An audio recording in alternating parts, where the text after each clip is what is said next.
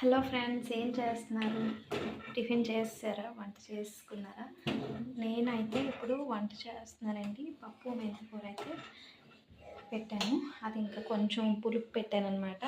ఎందుకంటే మెంతికూర కదా, చిన్న చిరుచేతి వస్తుంది కాబట్టి కొంచెం అయితే పులుపు పెట్టాను. ఇంకా ఇక్కడ వచ్చేసి కొంచెం ఎల్లుల్లిపాయలు, జీలకర్ర, ఎండుమిర్చి లేదు, పచ్చిమిర్చి అయితే తాలింపు కోసం అయితే రెడీ చేశాను. ఇదైతే ఇంకొంచెం పలచగానే పెట్టానండి, ఎందుకంటే మా కనిష్కి ముద్దగా అంటే నచ్చదు కాబట్టి అయితే ఇంకా చారు కూడా ఉండదు కాబట్టి ఇంకా అదే పలచగా పెట్టేశాను మెంతికూర పప్పు.